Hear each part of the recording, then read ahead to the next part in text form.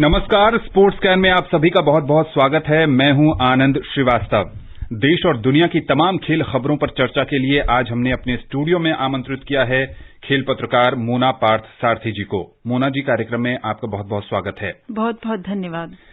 Cricket, tennis के साथ साथ और भी ढेर सारी खेल खबरें होंगी, लेकिन सबसे पहले हेडलाइन। महिला 2020 चैलेंज के अहम मुकाबले में सुपरनोवाज ने ट्रेल ब्लेजर्स के खिलाफ टॉस जीतकर बल्लेबाजी का लिया निर्णय। आईपीएल के दूसरे क्वालिफायर में कल सनराइजर्स हैदराबाद का सामना दिल्ली कैपिटल से। पेरिस मास्टर्स टेनिस टूर्नामेंट के सेमीफाइनल में राफेल नडाल और अलेक्जेंडर ज़्वेरेव होंगे आमने सामने। और खेल मंत्रालय ने 6 केंद्रों को खेलो इंडिया उत्कृष्टता केंद्र के रूप में मंजूरी दी। सबसे पहले बात करते हैं महिला आईपीएल की, जहां शारजाह में अब से थोड़ी देर बाद ट्रेल ब्लेजर्स और सुपरनोवाज की टीम आमने सामने होगी। जैसा कि हमने आपको बताया, सुपरनोवाज की टीम ने टॉस जीतकर पहले बल्लेबाजी का फैसला किया है।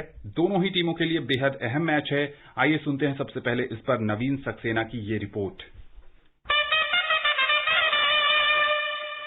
2020 चैलेंज यानी महिलाओं के आईपीएल का तीसरा मैच ट्रेल ब्लेजर्स और सुपरनोवाज के बीच अब से थोड़ी देर बाद शारजाह में खेला जाएगा। ट्रेल ब्लेजर्स की कप्तान स्मृति मंधाना और सुपरनोवाज की कप्तान हरमनप्रीत कौर इस मैच को जीतकर फाइनल में जगह बनाना चाहेंगी। पिछले दोनों सीजन की चैंपियन सुपरनोवाज के पास टूर्नामेंट में बने रहने का ये आखिरी मौका है। सुपरनोवाज को सीजन के पहले मुकाबले में वेलोसिटी के हाथों 5 विकेट से हार का सामना करना पड़ा था। ऐसे में उसे हर हाल में ये मैच जीतना होगा। मिताली राज की कप्तानी वाली वेलोसिटी का फाइनल का रास्ता किस्मत के भरोसे है। आज के मैच में अगर ट्रेल ब्लेजर जीत जाए तो वेलोसिटी फाइनल में पहुंच जाएगी। वहीं सुपरनोवाज के जीतने की स्थिति में नेट रन रेट के आधार पर मिताली की टीम टूर्नामेंट से बाहर हो जाएगी। ट्रेल ब्लेजर में बल्लेबाजी की कमान कप्तान स्मृति मंधाना के कंधों पर होगी। वेलोसिटी के खिलाफ पिछले मुकाबले में मंधाना सिर्फ 6 रन ही बना पाई थी। वहीं डिडांट्रा डॉन्टिन और रिचा घोष ने टीम को जीत तक पहुंचाया था। गेंदबाजी में सोफी एल्कलेस्टोन और झूलन गोस्वामी पर अपनी टीम को जीत दिलाने की जिम्मेदारी होगी। एल्कलेस्टोन ने पिछले मैच में 4 और झूलन ने 2 विकेट लिए थे।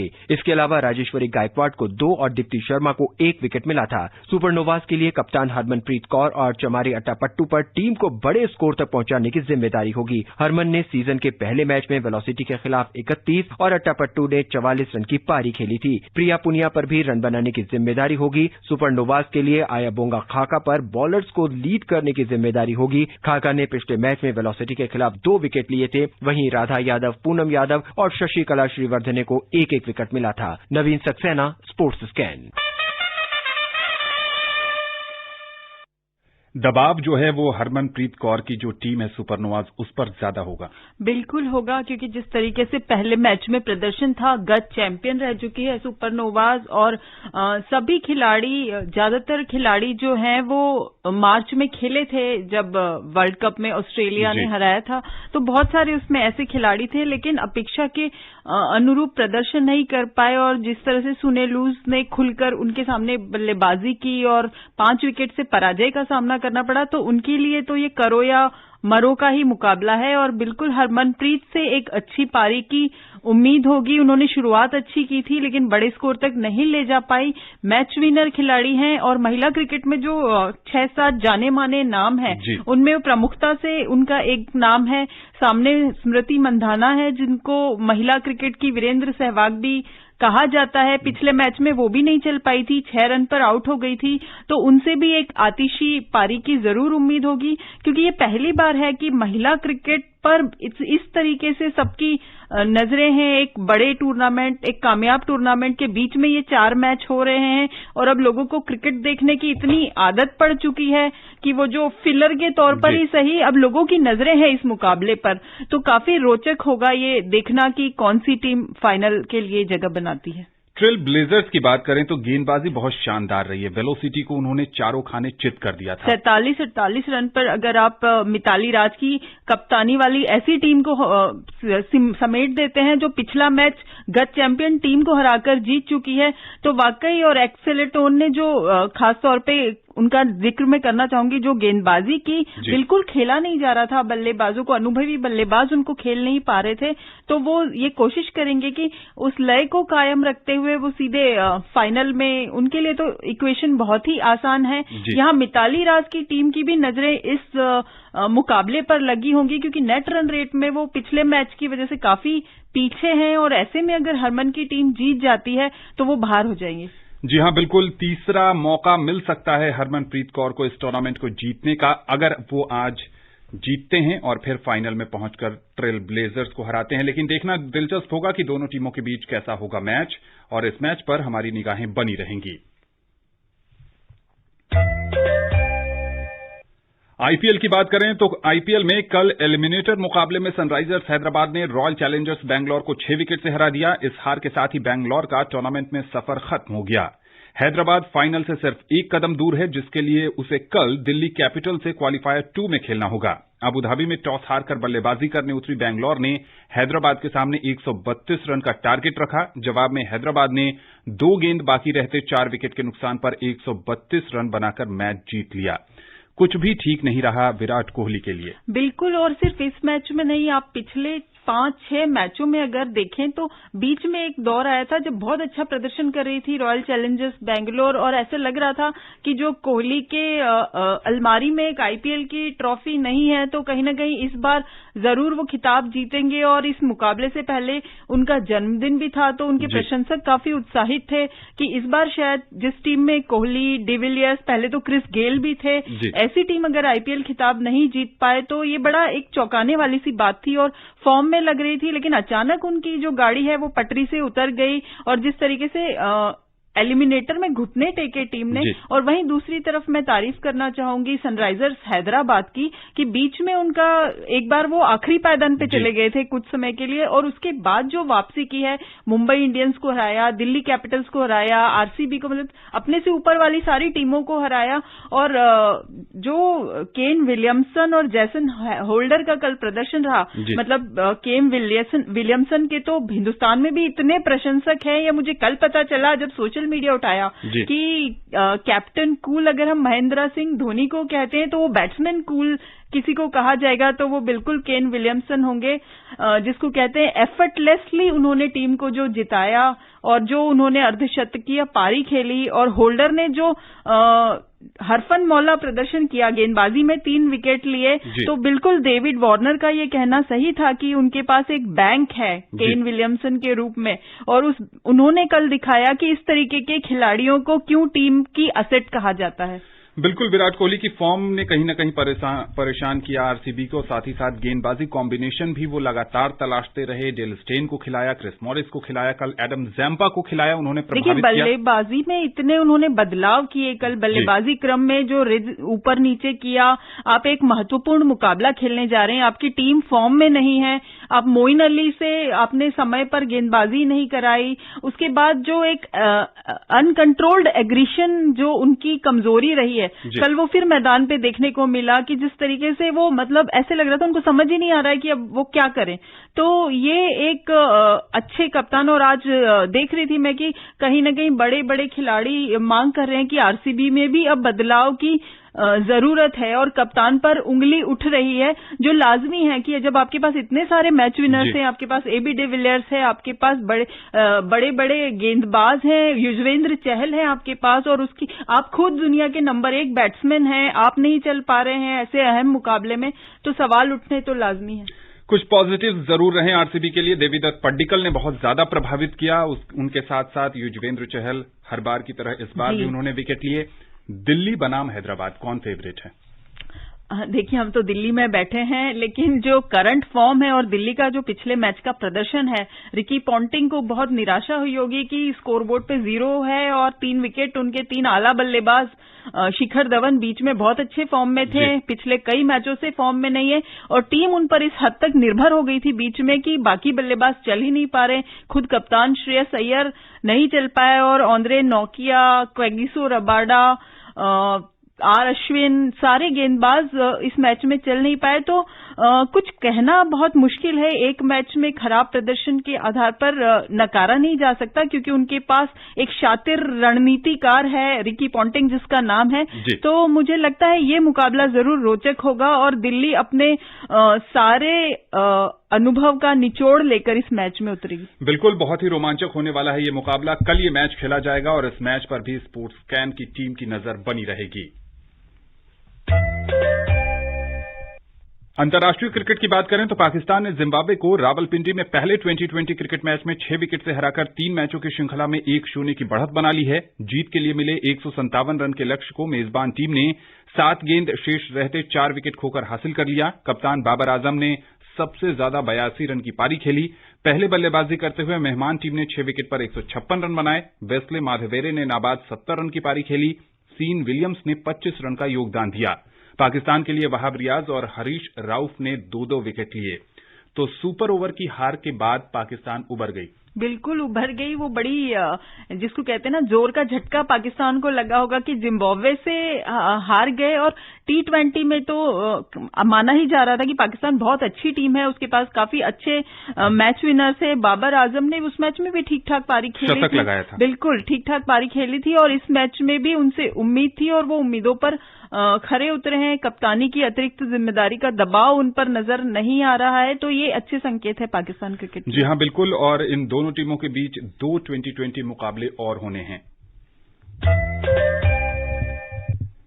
दक्षिण अफ्रीका ने इंग्लैंड के खिलाफ सीमित ओवरों की घरेलू श्रृंखला के लिए 24 सदस्यीय टीम की घोषणा कर दी है। 24 सदस्यीय टीम में तेज गेंदबाज कगिसो रबाडा और जूनियर डाला की वापसी हुई है। वहीं डेल स्टेन को बाहर रखा गया है। टीम की कमान क्विंटन डिकॉक के हाथों में है। 3 2020 अंतर्राष्ट्रीय और इतने ही एक दिवसीय मैचों की इस श्रृंखला के लिए टीम में पहली बार तेज गेंदबाज ग्लेंटन स्टुअरमैन को शामिल किया गया है। श्रृंखला की शुरुआत 27 नवंबर को 2020 अंतर्राष्ट्रीय मैच से होगी। बाकी 2 मुकाबले 29 नवंबर और 1 दिसंबर को खेले जाएंगे। वनडे श्रृंखला के मैच 4, 6 और 9 दिसंबर को खेले जाएंगे। कोविड-19 के कारण इसे जैव सुरक्षित माहौल में खेला जाएगा। क्या लगता है, डेल स्टेन की जो फॉर्म थी आईपीएल में, उसको ध्यान में रखकर टीम में नहीं लिया गया? क्या उनके करियर का फुल स्टॉप? एक हर खिलाड़ी का प्राइम होता है और मुझे लगता है कि डेल स्टेन, जिनको स्टेन गन कहा गया था कभी, अभी आईपीएल में भी आप देख लीजिए कि उनका प्रदर्शन उतना धारदार नहीं रहा, बल्कि एक मैच में तो टीम की हार का कारण ही उनका ओवर था जिसमें काफी रन बने थे। तो बिल्कुल वो धार उनकी गेंदबाजी में कहीं नजर नहीं आई। उम्र भी हो गई है और तेज गेंदबाजों का जो करियर होता है वो भी इतना लंबा होता नहीं है। तो मुझे लगता है कि अब उनके करियर का विराम आ गया है। और एक और यहाँ पर मसला है कि जैव सुरक्षित माहौल में बार बार जाना, जिसको लेकर लगातार चर्चाएं हो रही हैं। सारे जोफ्रा आर्चर हो, चाहे स्टीव स्मिथ और डेविड वार्नर ने तो बिग बैश लीग खेलने से भी इनकार कर दिया इस वजह से। तो ये काफी मानसिक रूप से थकाने वाला है और एक से माहौल से दूसरे माहौल में जंप करके फिर एक बड़ी बड़ी श्रृंखलाएं खेलना, खुद विराट कोहली ने भी कल इस बारे में बात की थी। तो खिलाड़ियों के लिए वाकई ये काफी थकाऊ है। बिल्कुल थकाऊ है और ये देखना होगा कि आने वाले समय में बायो बबल से किस तरह टीमें उबरती हैं या किस तरह उसको टैकल करके अपना बढ़िया प्रदर्शन करने में सफल होती हैं। टेनिस की बात करें तो 20 बार के ग्रैंड स्लैम विजेता स्पेन के राफेल नडाल पेरिस मास्टर्स के सेमीफाइनल में पहुंच गए हैं। उन्होंने क्वार्टर फाइनल में स्विट्जरलैंड के पैब्लो कारानो बुस्टा को 4-6, 7-5, 6-1 से हराया। नडाल पेरिस टूर्नामेंट को अब तक नहीं जीत पाए हैं। 13 साल पहले वो फाइनल में पहुंचे थे, लेकिन उन्हें हार का सामना करना पड़ा था। नडाल का सेमीफाइनल में मुकाबला जर्मनी के एलेक्जेंडर ज़्वेरेव से होगा। उन्होंने क्वार्टर फाइनल में 3 बार के ग्रैंड स्लैम विजेता स्टैनिस्लास वावरिंका को 6-3, 7-6 से हराया। ज़्वेरेव और नडाल के बीच हुए अब तक 6 मुकाबलों में से 5 मैच नडाल ने जीते हैं। कैसे देखती हैं, एक इतना बड़ा खिलाड़ी और पेरिस मास्टर्स अब तक नहीं जीत पाया? इतना बड़ा खिलाड़ी, अभी 1000वीं जीत उन्होंने दर्ज की है पिछले ही हफ्ते। और उन्हें भी ये मलाल है जो उनके पूरे टूर्नामेंट के दौरान जब भी उनकी कमेंट्स सामने आए हैं तो उन्हें लगता है कि कहीं एक ये अधूरापन है कि वो इस टूर्नामेंट को अभी तक नहीं जीत पाए हैं। और इस बार फॉर्म में है, फ्रेंच ओपन से ही हम देख रहे हैं कि वो किस तरीके से अच्छा प्रदर्शन करते आ रहे हैं। तो मुझे लगता है कि और ज़्वेरेव के खिलाफ उनका पिछला रिकॉर्ड भी बहुत अच्छा है। 6 में से 5 बार वो ज़्वेरेव को हरा चुके हैं। बखूबी उनका खेल समझते हैं, अपने खेल पर अभी उनका पूरा कंट्रोल है। तो मुझे लगता है कि कहीं पासा जो है वो नडाल की तरफ थोड़ा भारी है और ये खालीपन वो इस बार पूरा कर लेंगे। वहीं पेरिस मास्टर्स टेनिस टूर्नामेंट में इस समय दूसरा सेमीफाइनल मैच चल रहा है, जिसमें डेनिल मेदवेदेव का सामना कनाडा के मिलोस राउनिच से हो रहा है। और जो ताजा हाल है, मेदवेदेव ने पहला सेट 6-4 से जीत लिया है और दूसरे सेट में दोनों ही खिलाड़ी 2-2 से बराबरी पर हैं। किसका पलड़ा भारी देखती हैं? मुझे लगता है कि मेदवेदेव जो है उनको ये जीतना चाहिए कि मिलोस राओनिच पिछले मैच में भी बहुत उम्दा प्रदर्शन उनका रहा नहीं था, थोड़ा कहीं कॉन्फिडेंस की कमी जरूर नजर आ रही है, तो अभी बराबरी पर है मुकाबला और मेरा जो वोट है वो मेदवेदेव की तरफ है।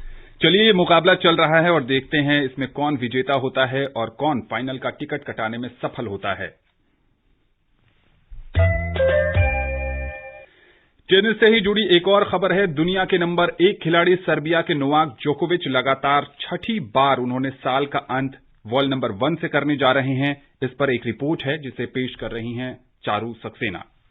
वर्ल्ड नंबर 1 सर्बिया के नोवाक जोकोविच 2020 का अंत पहली रैंक पर ही रहकर करेंगे। उन्होंने अमेरिका के पूर्व टेनिस प्लेयर पीट सैम्प्रास के 6 बार साल का अंत वर्ल्ड नंबर 1 रहकर करने के रिकॉर्ड की बराबर की। ये मुकाम हासिल करने के बाद जोकोविच ने कहा, बचपन से सैम्प्रास का खेल देखकर ही बड़ा हुआ। अब उनके रिकॉर्ड की बराबरी करना मेरे लिए गर्व की बात है। जिस वजह से मैं इस खेल में आया था मैंने पा लिया है। इससे पहले जोकोविच ने 2011, 12, 14, 15 और 2018 का अंत वर्ल्ड नंबर 1 कर किया था। वहीं इससे पहले ये रिकॉर्ड सैम्प्रास के नाम था। उन्होंने 1993 से 1998 तक 6 बार साल का अंत वर्ल्ड नंबर 1 रहकर किया था। जोकोविच और सैम्प्रास के बाद इस लिस्ट में स्विट्जरलैंड के रॉजर फेडरर, स्पेन के राफेल नडाल और अमेरिका के पूर्व खिलाड़ी जिमी कार्नर्स का नाम आता है। इन तीनों ने 5-5 बार ये मुकाम हासिल किया। जोकोविच अब तक 294 हफ्ते नंबर 1 रह चुके हैं। इस लिस्ट में वो फेडरर के बाद दूसरे नंबर पर हैं। फेडरर रिकॉर्ड 310 हफ्ते तक पहले नंबर पर रहे थे। वहीं पीट सैम्प्रास 286 हफ्तों के साथ तीसरे और इवान लैंडर 270 हफ्तों के साथ चौथे नंबर पर हैं। जोकोविच अगर अगले साल के 8 मार्च तक नंबर 1 पर बने रहे तो वो फेडरर के रिकॉर्ड को तोड़ देंगे। Charu Saxena, sports scan. अपने आप में एक बड़ी उपलब्धि जोकोविच के लिए। देखिए, ये आंकड़ों के आधार पर अगर हम बात करें तो बिल्कुल बहुत बड़ी उपलब्धि है पीट सैम्प्रास के बाद 6 बार नंबर 1 रहना। लेकिन अगर आप प्रैक्टिकली देखें तो इस साल हुआ कितना टेनिस है। बिल्कुल ठीक। कहाँ कितने ग्रैंड स्लैम भी नहीं हुए, कितने एटीपी टूर्नामेंट्स स्थगित हो गए, कैलेंडर पूरा उथल पुथल है, ज्यादा टेनिस खेली नहीं है। तो उस हिसाब से अगर देखा जाए तो कहीं न कहीं मुझे लगता है कि वो बिल्ली के भाग से छीका फूटने वाली बात है कि रिकॉर्ड उनके नाम आ गया है। लेकिन अगर ये रिकॉर्ड वो पूरा टेनिस पूरा साल सत्र खेलते हुए अगर उनके पास आता तो थोड़ी ज्यादा उनको भी खुशी होती। बिल्कुल, और देखना दिलचस्प होगा कि जो सत्र का समापन होने वाला है एटीपी टूर फाइनल्स में, उसमें जोकोविच का प्रदर्शन किस तरह का होता है। यूएफा यूरोपा लीग फुटबॉल प्रतियोगिता में आर्सेनल ने मोल्डे को 4-1 से पराजित किया। लुकस जूलिस के शानदार हैट्रिक के सहारे स्पार्टा प्रा ने सेल्टिक पर 4-1 से जीत दर्ज की। प्रेजेरो एरेना में खेले गए मैच में जर्मन क्लब हॉफेनहाइम ने स्लोवेन लेबरिक को 5-0 से करारी शिकस्त दी। किंग पावर स्टेडियम में खेले गए मैच में लेस्टर सिटी ने स्पोर्टिंग ब्रागा को 4-0 से हराया। यूसुफ याजिकी की बेहतरीन हैट्रिक के सहारे फ्रेंच क्लब लिली ने इटालियन क्लब एसी मिलान को 3-0 से मात दी। खेल मंत्रालय ने 6 केंद्रों को खेलो इंडिया उत्कृष्टता केंद्र के रूप में मंजूरी दे दी है। मंत्रालय ने इन 6 केंद्रों के विकास के लिए चालू वित्त वर्ष के दौरान 67 करोड़ रुपए से अधिक की मंजूरी भी दी है। मंत्रालय ने कहा है कि ये वित्तीय सहायता अगले 4 वर्षों तक जारी रहेगी, जिससे कि देश में ओलंपिक को ध्यान में रखकर प्रतिभाओं को तराशा जा सकेगा। जिन 6 केंद्रों का विकास किया जाएगा उनमें असम का राज्य खेल अकादमी, मेघालय का जेएनएस परिसर, सिक्किम का पालजोर स्टेडियम, दमन और दीव का नया खेल परिसर, मध्य प्रदेश का एमपी राज्य अकादमी और महाराष्ट्र का श्री शिव छत्रपति खेल परिसर शामिल हैं। कैसे देखती हैं इस पहल को? बहुत ही अच्छी पहल है और जो खेलो इंडिया का मकसद है कि ग्रास रूट लेवल पे जमीनी स्तर से प्रतिभाओं को तलाशना और तराशना, उस दिशा में ये बड़ा कदम है। क्योंकि हम पदकों की उम्मीद करते हैं, ओलंपिक पदकों की या एशियाई खेलों में, लेकिन उसके लिए जो जरूरी बुनियादी ढांचा है वो भी मुहैया कराना उतना ही जरूरी है। तो 6 जो उत्कृष्टता केंद्र हैं, यहीं से हम जमीनी स्तर की प्रतिभाओं को तलाश पाएंगे और खेलो इंडिया लेवल से वो आगे निकलकर बड़ी प्रतिस्पर्धाओं में हमारे लिए पदक विजेता बनेंगे। बिल्कुल, और चलते चलते हम अपने श्रोताओं को बता दें कि जो शारजाह में मुकाबला खेला जा रहा है, सुपरनोवाज की टीम ने 2 ओवर में बिना किसी नुकसान के 12 रन बना लिए हैं। मोना जी, अब समय नहीं है कि इस पर या किसी और खेल खबर पर आपसे चर्चा की जा सके। आप स्टूडियो में आई और विशेषज्ञ राय आपने साझा की, बहुत बहुत शुक्रिया। शुक्रिया। स्पोर्ट्स स्कैन का आज का अंक यहीं समाप्त होता है। पूरी टीम को दीजिए अनुमति। नमस्कार।